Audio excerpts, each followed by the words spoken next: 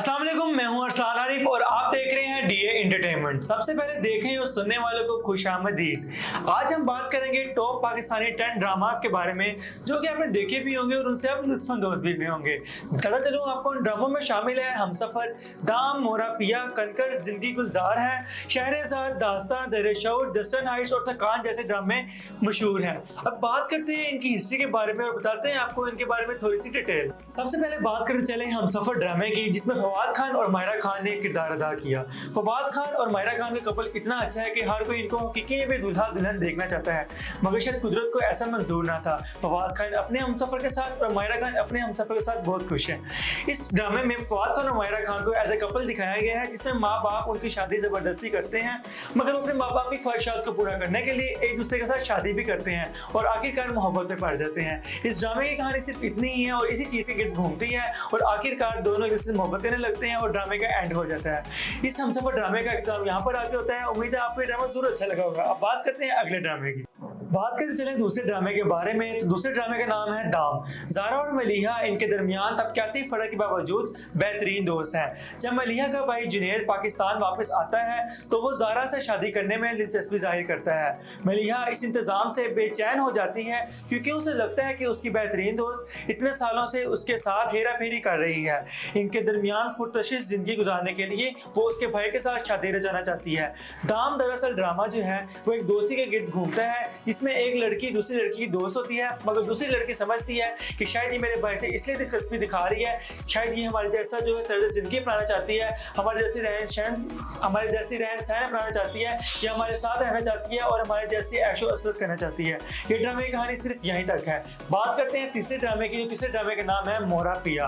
मोरा पिया में फैसल एक सहाफ़ी है जो लैंड माफिया की गैर कानूनी सरगर्मियों पर काम कर रहा है। उजाला से इसकी शादी की रात उसे एक गैंगस्टर ने रेप किया जो फैसल से बदला लेना चाहता है। जल्दी उसकी बीवी जो है वो हमला हो जाती है। उनका रिश्ता एक हंगामी सूरत हाल में पहुंच जाता है क्योंकि फैसल इस बच्चे को अपनाना नहीं चाहता और उजाला उसकी माँ होने के बावजूद उसी के साथ रहना चाहती है और उसी को उसी के बाप का नाम देना चाहती है। कभी एक मोहब्बत करने वाला जोड़ा जो अपने मुस्तकबिल के बारे में खूबसूरत ख्वाब देखता था, अब वो एक रिश्ते को नई तारीफ दे रहा है और एक मुश्किल से चलना चाहता है।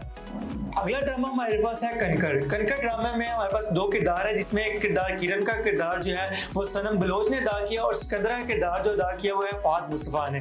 कनकर एक समाजी तौर पर मुतल्लिका ड्रामा था जिसमें घरेलू तशद्दुद के मसले से निपटा गया है।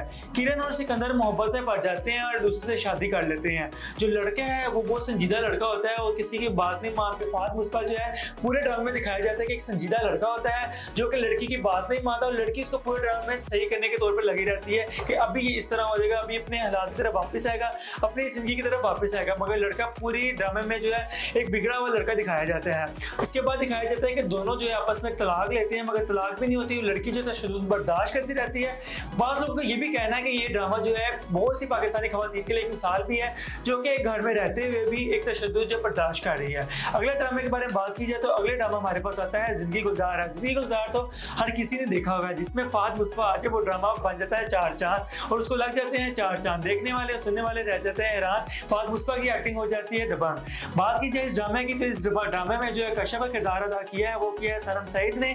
फवाद खान जो है वो ज़ारोन का किरदार अदा कर रहे हैं, जिसमें दोनों ग्रेजुएट होते हैं, ग्रेजुएशन करते हैं एक साथ और पूरी ग्रेजुएशन में एक दूसरे से लड़ते रहते हैं। जो लड़की होती है वो एक ऐसी फैमिली से बिलोंग करती है जिसके वालिद ने दूसरी शादी की होती है, मगर दूसरी शादी की वजह से वो घर में आज़ादाना जिंदगी चाहती है और वो चाहती है कि उसका बाप उसको कोई रुकावट न डाले और वो इसी तरह आज़ादाना रहे। ग्रेजुएशन के बाद पूरी ग्रेजुएशन में लड़ने के बाद फवाद खान जो है वो कश्यप के घर रिश्ता पे चाहता है, मगर कश्यप आज़ादाना खवातीन होने के बावजूद भी उसको अपनाते नहीं है और ये ड्रामा पूरा जो है इसी तरह पेचीदगियों में पड़ा रहता है। पूरे ड्रामे में जिंदगी की पेचीदगियों की बारीकी को दिखाया गया है ताकि किस तरह किरदार अदा किए गए हैं और किस तरह जिंदगी असल तौर पर गुजारी जाती है। इन ड्रामों के बाद बारी आती है शहरेज़ाद की। शहरेज़ाद ड्रामे में फलक का किरदार अदा करने वाली मायरा खान एक्ट्रेस जो कि हमारे लिए एक रानी के तौर पर पेश की जाती है, उनको पाकिस्तान की किंग एक्ट्रेस कहा जाता है। उसकी बात करते हैं। फलक का किरदार मायरा खान ने अदा किया जिन्होंने पुरतशरीफ जिंदगी गुजारी है। इसे कभी किसी चीज़ से इनकार नहीं किया गया। वह सलमान मिकाह से प्यार करती है और उससे शादी करने पर राजी हो जाती है। सलमान राजी हो जाता है। जब उसे सलमान की बेवफाई का इल्म होता है तो फलक की दुनिया टूटने लगती है। उसे पता चलता है कि वो हकीकी जिंदगी में जिंदगी सही तौर पर नहीं गुजारी, वो हमेशा मादी चीजों से प्यार करती रही है और जो असल हकीकत में जिंदगी में इससे प्यार करना था उससे उसने नहीं किया।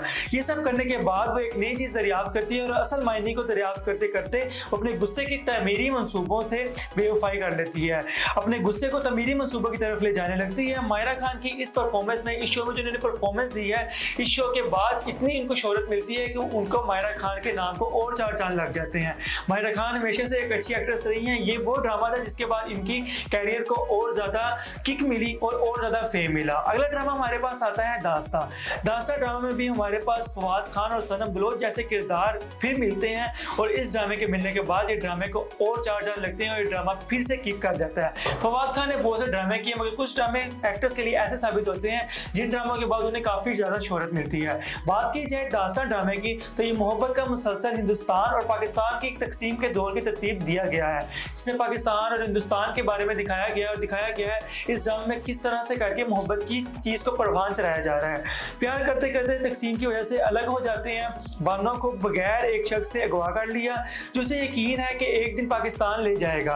अपने वक्त में हसन की मंगनी राबिया महरीन रजील से हो जाती है। जब बानो वापस आती है तो वो पाकिस्तान की रियासत से मायूस हो जाती है क्योंकि कोई उसके साथ ज्यादती करने की कोशिश करता है। शो में इन लोगों के अलमी को खूबसूरती से दिखाया गया है जिन्हें तकसीम के दौरान बड़े पैमाने पर नुकसानात का सामना करना पड़ा। इसमें दिखाया जाता है कि जी पाकिस्तान से उसको अगवा करके लेकर जाया जाता है हिंदुस्तान और उससे यकीन होता है कि एक दिन वापस जाएगी, उसी के साथ शादी करेगी। मगर ये होता है जब वापस वो आती है तो उसकी शादी किसी और से हो चुकी होती है और उसके साथ एक बहुत बड़ी ज्यादती हो चुकी है, पूरी जिंदगी वो अपनी उसी के साथ गुजार देती है। बात करते हैं अगले ड्रामे की। अगला ड्रामा हमारे पास आता है दर शऊर। इन सब ड्रामों के बाद हमारे पास अगला ड्रामा आता है दर शऊर। दर शऊर में समीना पीरजादा की बेटी शानदाना नादिया जमील की शादी को तकरीबन एक दिहाई हो चुकी है, लेकिन इसकी शादी एक पथराव से टकरा रही है और इसने कुछ अरसे के लिए अपने वालिदैन के घर रहने का फैसला किया। जब शादाना तलाक के बारे में सोचने लगती है तो उसकी माँ ने उसे अपनी शादी के बारे में बताया कि कितने सालों के बारे में बताती है कि कैसे उसका शोहर इतना प्यार करने वाला नहीं था और शुरू में इस पर ज्यादा तवज्जो नहीं देता था। ड्रामा सब्र के बावजूद सब्र दिखाता है। रिश्तों को बरकरार रखने के लिए दरकार होता है, इनको परवान चढ़ाने के लिए दरकार होता है। इसमें दिखाया जाता है कि माँ बताती है अपनी शादी के बारे में कि किस तरह उसकी शादी उसके बाप से जब हुई तो उसके साथ तशद्दुद किया जाता था, उसके साथ ज्यादती की जाती थी, तो उसके साथ हर चीज़ में नाइंसाफी की जाती थी। मगर उसकी बीवी का जो शोहर है यानी उसकी बेटी का जो शोहर है वो बिल्कुल ठीक होता है। वो अपनी बेटी को समझाती है और समझाने के बाद अपनी बेटी को कहती है तुम जाओ अपना रिश्ता निभाओ, जिस तरह तुम्हारा शोहर है उस तरह मेरा नहीं था। सब्र का दामन हाथ से ना छोड़ो और सब्र साथ रखो। आज हमने जो बात की है टॉप 10 पाकिस्तानी ड्रामास के बारे में, उम्मीद है आपको अच्छा लगा होगा। सबसे ज्यादा पाकिस्तानी ड्रामास में आपको कौन सा ड्रामा अच्छा लगा वो हमें कमेंट्स में बताएं। मिलते हैं नेक्स्ट वीडियो में, तब तक के लिए मेजबान अरसान रफी दीजिए इजाजत। तब तक के लिए अल्लाह हाफिज।